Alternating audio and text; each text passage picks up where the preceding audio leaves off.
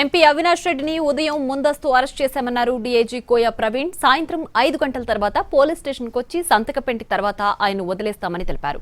Rigging జరిగినట్టు ఆధారాలు లేవని, ఉంటే విచారణ జరిపి చర్యలు తీసుకుంటామని అన్నారు.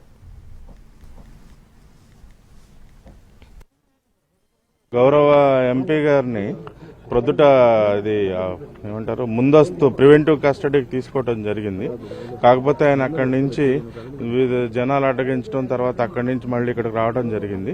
సో ఆయనకి ఏంటంటే ప్రివెంటివ్ కస్టడీ ప్రొసీజరల్ ఫార్మాలిటీస్ అని చెప్పి ఆయనతో పాటు ఒక ఆఫీసర్ని కూర్చోబెట్టి 5 గంటలకు ఆయన పోలీస్ స్టేషన్కి వచ్చి ప్రివెంటివ్ కస్టడీ ఫార్మాలిటీ కంప్లీట్ చేసుకున్న తర్వాత వారి పని వారు చేసుకోవచ్చు. పోలింగ్ ఇప్పటి వరకు 60% జరిగిందండి. పోలింగ్ స్టేషన్ వద్ద అయితే మార్నింగ్ క్యాండిడేట్ మాత్రం ఏదో మనకి 6:30-7 గంటల సమీపంలో మనకు చేశారు. తర్వాత సబ్సిక్వెంట్లీ ఇంకా మనమే అతనికి ఒక ఆఫీసర్ని ఇచ్చి మీరు స్వేచ్ఛగా తిరగమన్నాం.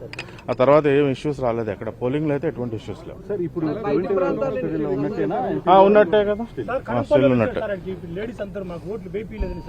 ఏమండి, కనుంపల్లి నేను విజిట్ చేసినప్పుడు ఒక 20 మంది లేడీస్ ఉన్నారండి. అందరికీ ఓటర్ స్లిప్లు ఉన్న వాళ్ళందరినీ లోనకైతే పంపించడం జరిగిందండి. నేను దగ్గరుండి పంపించానండి.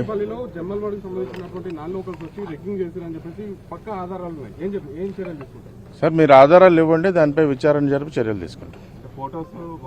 అదే మాకు అన్నీ తెలియదు కదండి, మీరు ఇవ్వండి. విత్ అథెంటిక్ ప్రూఫ్స్ ఇస్తే డెఫినెట్లీ తీసుకుంటాం సార్. డెఫినెట్లీ అండి, మీ దగ్గర ఏం ప్రూఫ్స్ ఉన్నా మీరు సబ్మిట్ చేయండి. మా పరిధిలోనే మేము చేస్తాం. కలెక్టర్ గారి పరిధిలో ఉన్నది కలెక్టర్ గారికి బదిలీ చేస్తాం.